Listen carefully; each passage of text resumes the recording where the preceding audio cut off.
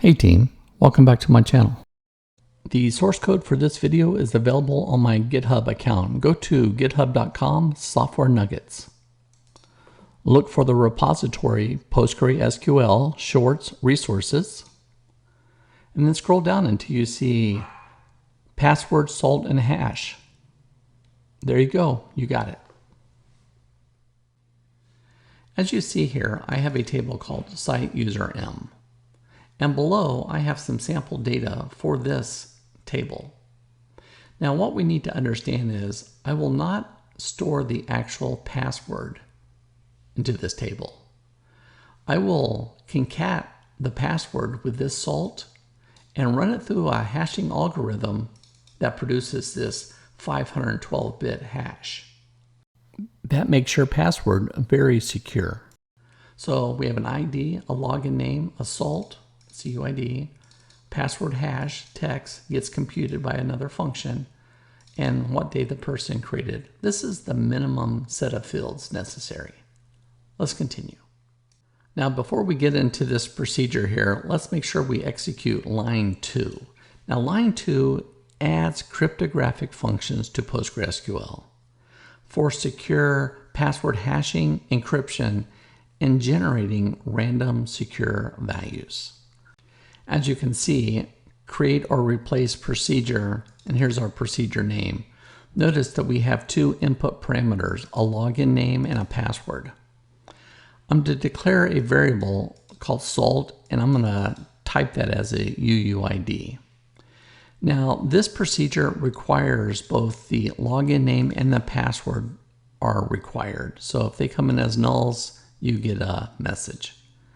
Now, we also need to make sure that the P login name is unique. So we're going to go up against the database and see if that already exists. And if it does, you're going to get an exception. Now, if we get down to line 24, we're going to build a random UUID. And I have the SQL statement right here, show you what happens when we execute that. And you can see here, it just creates a UUID. This will be our salt. Now we have a salt. Now we're ready to insert into site user M. Notice I'm going to give a value for login name, the password salt, and we have to do something fancy for the hash. We got to call it function. Now this function is a scalar function hash password. Notice I'm passing in the password, which was the input parameter, and the salt. So this finishes this routine. Let's now go look at SFN hash password. Let's dive into SFN hash password. Notice I'm going to send in a password of type text and a salt of UUID. Now the goal of this function is to produce this output at the bottom. This is our 512 bits hash. On line 14, you can see here that I'm going to concat password and the salt together after I cast this one to a text. Now on line 17, what we're going to do is we are going to build this pattern and assign it to hash password. Let me explain all these things for you. Well, we got to start in the middle, digest. Digest creates the SHA-512 hash.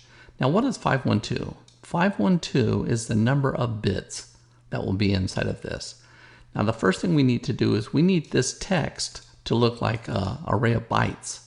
And then SHA-512 is the second parameter. Now when this comes back, I'm going to use encode that converts that hash to hexadecimal and then assign it to this variable. Then we just return it. Are you ready to write SFN validate user? Now you're probably thinking, when can we use this? Well, imagine we have a form like this where I'm asked to type in an email address and a password. Well, those two values come into login name and password. And now we're going to come down there to make sure that they have a value. And then we're actually going to go up against the database with that login name. And I'm going to assign our password hash and our salt into these variables as we define them here. And then I have my hash from the table. And then I'm going to try to recreate that hash. And then I'm going to test, is the stored versus the attempt the same? and then I will sign that Boolean operation to is valid, and then return that. Let me show you a few tests.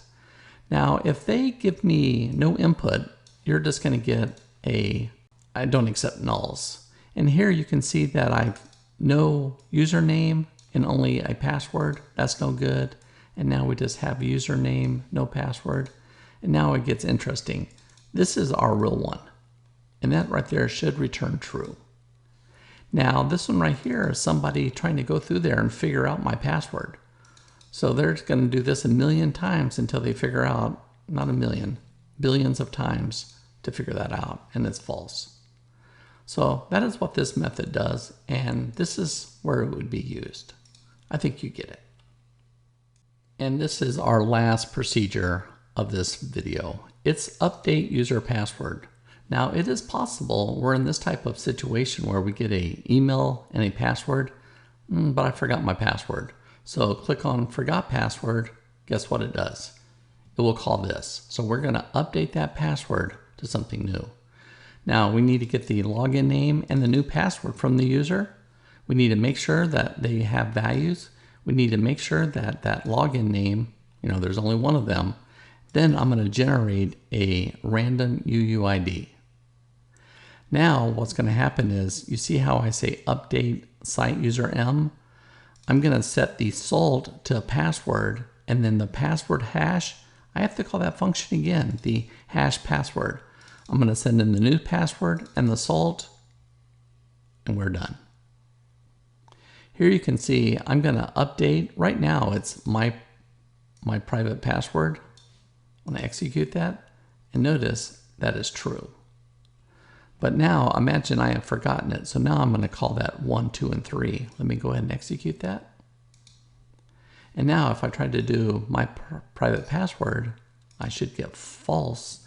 And when I do the 1, 2, 3, I should get true. And there you have it, team.